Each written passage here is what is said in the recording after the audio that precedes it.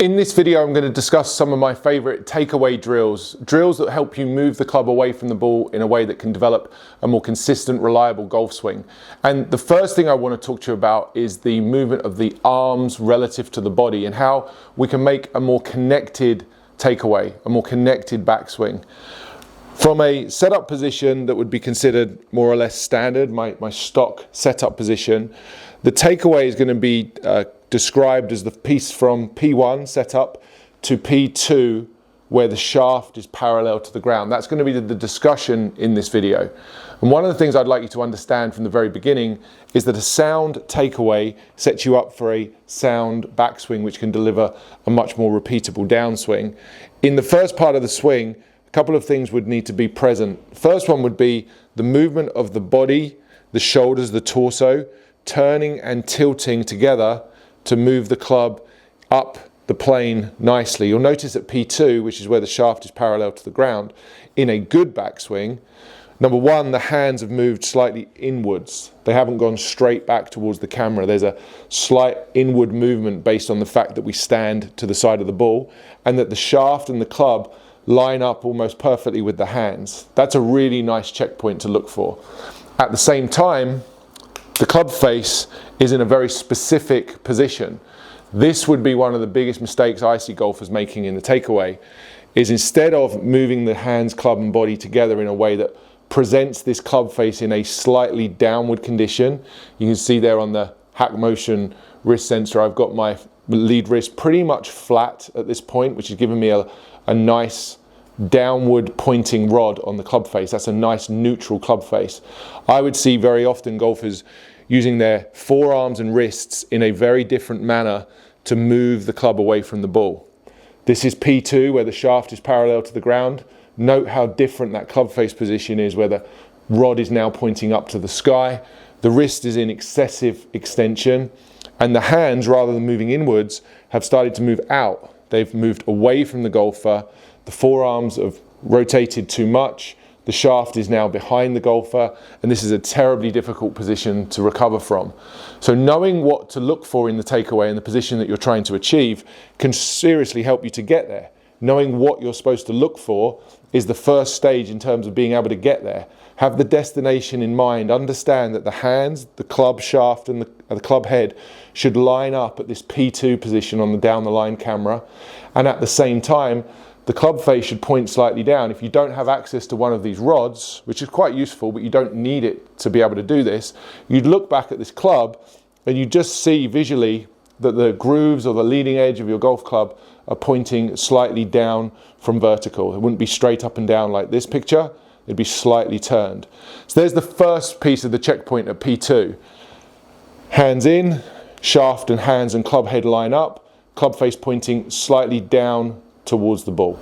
And one of my favorite drills to help achieve this connected backswing would be the towel drill. To take your golf towel and roll it up and place it underneath both of your arms. It helps to develop the connection between the arms and the body that exists both at setup. So we have the arms slightly in front of the chest here with the shoulders protracted. And then as I move to P2, takeaway, I should still keep the towel on my body by keeping the pressure between my upper arms and my torso. Conversely, done incorrectly, a lot of golfers would start the swing by lifting their arms away from their body, disconnecting the arms from the body, and the immediate feedback you'd get there would be to drop the towel. Golfers who do that tend to lose a lot of power. They're moving the club off plane, lifting and often bending their arms, swinging across the ball. Typically, we would associate that movement with weak hitters and slicers of the golf ball. So if that's you, working with the towel, keeping the connection of the towel in the takeaway, and actually in this example of the drill, you can keep this going all the way to the top to help keep the arms on the body and deliver and develop a much more on-plane swing. Final drill just to put together with the towel drill will just ensure that you're not getting this wrong the other way, i.e. going too flat. There's one more adjustment, one more adaptation I'd make to this drill just to make sure you can swing perfectly on plane. Quick question for you. Did you know that 80% of your golf ball's direction comes from the club face angle at impact? And it's your wrists that control that angle. If you want to hit straighter shots and add more distance to your game, then check out the link in the description below. And that final piece would be to make sure that there's some sort of barrier helping to conform and constrain the swing path, the direction I take the club in the backswing. Meaning if I put the towel under my arms and I don't want to lift my arms, which we've already established, at the same time, I also don't want to keep my arms so tight to my body and so low that the club would end up wrapping around my waist somewhere. This would be far too flat of a backswing. I see that problem maybe not as often as the lifting of the arms, but it's equally problematic if that's what you do. Setting up some sort of training station where you have a rod, an angled rod here coming out of the ground, is going to be very, very helpful. This is set up on the same angle as the shaft of the club that I'm using, and then I can take my setup to the ball, and the rod here is just inside my club shaft. So I could make that perfect P2 movement, hands in, shaft and club head line up. I've got the lead wrists getting close to flat on the HackMotion, so I know the club face is in the right position. This would be a great exercise to train to make sure that I'm not lifting.